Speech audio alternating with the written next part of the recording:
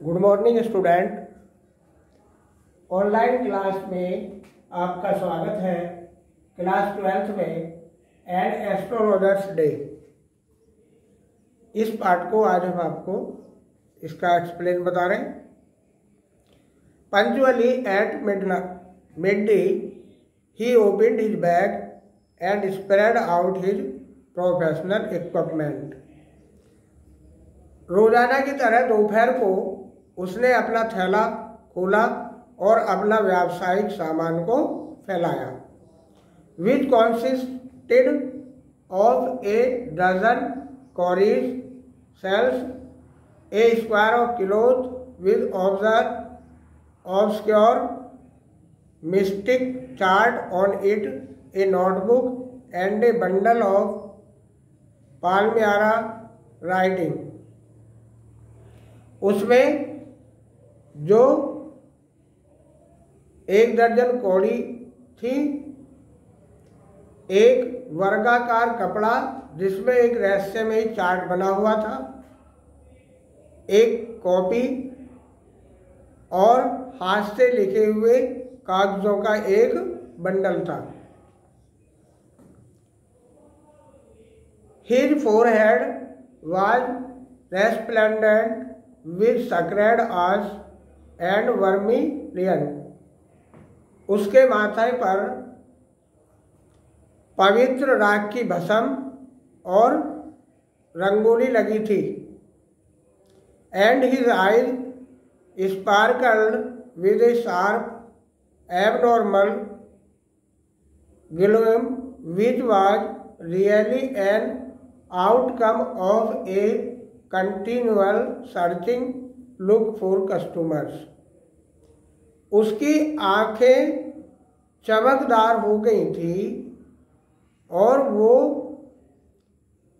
अपने लगातार ग्राहकों की खोज करने के कारण इस तरीके से बड़ी तेज और चमकीली थी। But which his simple client took to be a prophetic light and felt comfort। लेकिन जो उसके सीधे साधे ग्राहक थे, उसकी आध्यात्मिक शक्ति के प्रकाश को प्राप्त करते थे और आराम महसूस करते थे।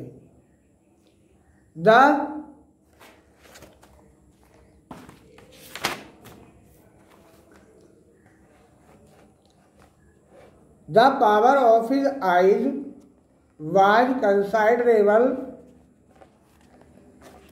enhanced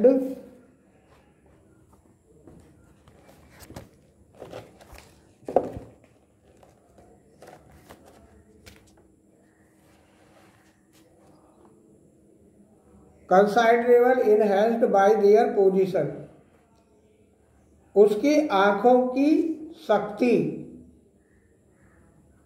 उसकी स्थिति को और भी अधिक बढ़ाती थी। Placed as they were between the painted forehead, जो लगे हुए माथे के बीच में स्थित थी। And the dark whiskered which stream down his cheeks, और उसकी घनी काली गलमुच्छे जो उसके माथे पर फैली हुई थी। Even a half wits eyes would sparkle in such a setting. और यदि कोई कम बुद्धि वाला भी लगातार इस तरीके से देखता रहे तो उसकी आंखों का प्रकाश भी इतना ही चमकदार हो जाता। To crown the effect he would a saffron coloured turban around his head. अपने प्रभाव को और अधिक बढ़ाने के लिए वह पीले रंग की पगड़ी अपने सर पर बांधता था। This colour scheme never failed. यह रंग किसी के लिए भी कभी असफल नहीं हो सकता। Pupils were attracted to him as bees are attracted to cosmos और डेलिया स्टार्स। लोग उसकी तरफ इस प्रकार से आकर्षित होते थे जिस प्रकार से मधुमक्खियां कॉस्मस और डेलिया के फूलों की ओर आकर्षित होती है। He sat under the boughs of a spreading tamarind tree which flanked a path running through the town hall park। वह इमली के पेड़ की फैली हुई शाखाओं के नीचे बैठता था जो जिससे एक रास्ता टाउन हॉल पार्क की तरफ को जाता था। It was a remarkable place in many ways. यह स्थान हर प्रकार से बहुत महत्वपूर्ण था। A surgeon crowd was always moving up and down this narrow road. इस संकरी सड़क से अच्छी खासी भीड़ इधर उधर जाती रहती थी। मॉर्निंग टिल नाइट, सुबह से रात्रि तक, यानी जिस स्थान पर वो बैठता था वो सड़क संकरी थी, छोटी थी, और वहाँ से रोजाना ही सुबह से लेकर रात्रि तक अच्छी खासी भीड़ आती जाती रहती थी। क्योंकि कुछ स्थान मार्केट में ऐसे होते हैं जहाँ पे सुबह से शाम तक आने जाने वालों की भीड़ लगी रहती है, तो इसलिए वहाँ पे जो व्यवसाय करने वाले लोग होते हैं उनको वहाँ अच्छा लाभ मिलता है भीड़ का।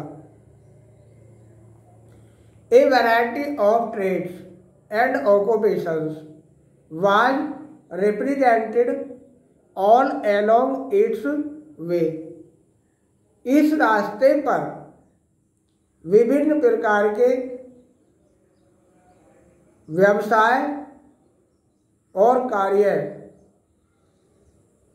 बहुत मात्रा में होते थे, जैसे medicine sellers, sellers of stolen hardware and junk, magicians and above all an auctioneer of cheap clothes who created enough din all day to attract the whole town। तो वहाँ पर उस रास्ते पर कौन कौन से व्यापार होते थे? देखिए, एक तो दवाई विक्रेता बैठते थे वहाँ पे कबाड़ का चोरी हुआ कबाड़ के सामान को बेचने वाले, जादूगर, और इन सबसे भी ऊपर एन एक्टिनियर ऑफ चीप क्लोथ, सस्ते कपड़ों का नीलाम करने वाले विक्रेता, who created enough din all day to attract the whole town। वो पूरे कस्बे की भीड़ को आकर्षित करने के लिए बड़ा शोर शराबा करते थे। Next to him in vociferousness came a vendor of fried groundnut. उसके बाद में शोरगुल मचाने वालों में नंबर आता था भुनी हुई मूंगफली बेचने वाले का। वो भी अच्छी खासी भीड़ शोर मचाता था। Who gave his ware a fancy name each day, जो प्रतिदिन अपने सामान का एक नया नाम देता था। Calling it Bombay ice cream one day and on the next Delhi almond and on the third rajas delicacy, and so on and so forth, and people flock to him. वह अपनी मूंगफलियों का एक दिन नाम देता था बॉम्बे की आइसक्रीम, दूसरे दिन नाम देता था दिल्ली के बादाम, तीसरे दिन नाम देता था राजाओं की मिठाई, और सो ऑन, और इस तरीके से वो अलग अलग नाम देता रहता था। और भीड़ जो है उसकी तरफ बहुत अधिक मात्रा में भीड़ उसकी तरफ आकर्षित होती थी।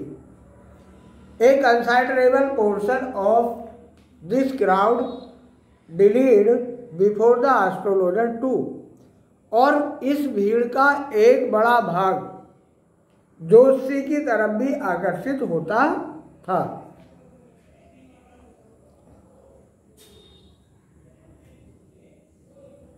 The astrologer transacted his business by the light of a flare which crackled and smoked above the groundnut heap nearby. ज्योतिषी अपने व्यापार को पास में मूंगफली वाले के ढेर पर जो चटक चटक कर और धुआं उड़ाता हुआ प्रकाश आता था उसी से काम चलाता था। Half the enchantment of the place was due to the fact that it did not have the benefit of municipal lighting. इस स्थान की सुंदरता इस कारण से भी और अधिक बढ़ जाती थी क्योंकि यहाँ पर नगर पालिका के प्रकाश की कोई व्यवस्था नहीं थी। यह नगर पालिका के प्रकाश का कोई लाभ नहीं मिलता था। The place was lit up by shop lights, वह स्थान दुकानों के प्रकाश से ही प्रकाशित होता था। 1 or 2 had hissing gas lights, 1-2 gas के लैंप थे, उनसे प्रकाश होता था। Some had nailed flares stuck on poles, कुछ बांस पर नंगी जलती हुई मसाले थी। Some were lit up by old cycle lamps, कुछ साइकिल की डिबरी से बनाए गए पुराने लैंप थे। And 1 or 2 like the astrologers managed without lights, 1-2 ज्योतिषी की तरह ऐसे भी थे जो बिना प्रकाश के ही अपने कार्य को चलाते थे।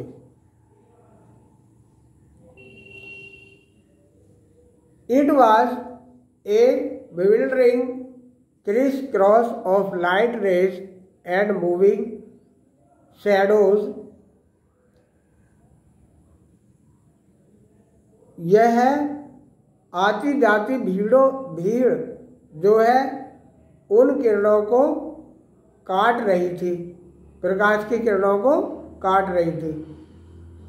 This suited the astrologer very well, यह ज्योतिषी के लिए बहुत अच्छा था। For the simple reason that he had not in the least intended to be an astrologer when he began life. जब ज्योतिषी ने अपना जीवन आरंभ किया था तब उसका इरादा ज्योतिषी बनने का नहीं था। And he knew no more of what was going to happen to himself next minute, और वो ये भी नहीं जानता था कि अगले ही क्षण उसके साथ में क्या घटना घटने वाली थी।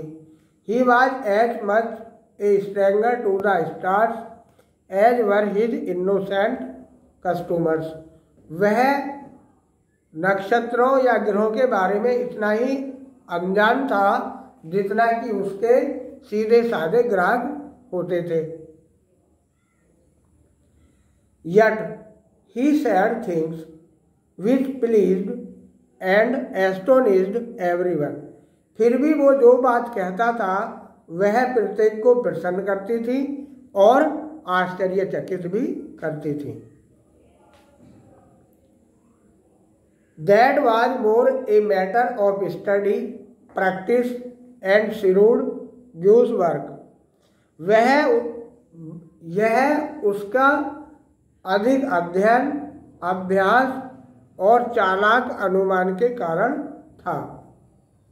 All the same, it was as much an honest man's labor as any other। यह सब उसकी ईमानदारी के द्वारा किए गए परिश्रम का परिणाम था, जैसा कि एक ईमानदार व्यक्ति अपने परिश्रम से मेहनत करके अपने कार्यों को कंप्लीट करता है। And he deserved the wages he carried home at the end of a day. फिर भी जो कुछ वह शाम तक कमाता था और अपने घर ले जाता था, उससे उसका कार्य भली प्रकार से चल जाता था। He had left his village without any previous thought or plan। उसने अपने गांव को बिना विचारे और बिना किसी योजना के छोड़ दिया था। If he had continued there, यदि वह लगातार वहाँ रहता तो he would have carried on the work of his forefathers। तो यदि वह लगातार वहाँ पर रहता तो वह अपने पुरखों के द्वारा किए गए कार्य को जारी रखता। Namely tilling the land, living, marrying and ripening in his cornfield and ancestral home. जैसे अपने खेतों की जुताई करना, अपनी जीविका कमाना, शादी करना और लगातार अपने पूर्वजों के घर में रहना, उसी प्रकार से वो वहाँ लगातार उसी काम को करता रहता। But that was not to be, लेकिन ऐसा होना नहीं था। He had to leave home without telling anyone. उसने बिना किसी को बताए अपना घर छोड़ दिया था।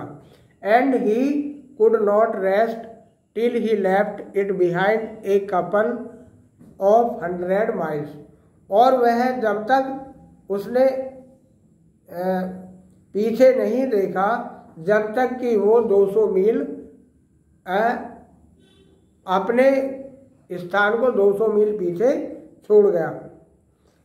To a villager it is a great deal as if an ocean flowed between।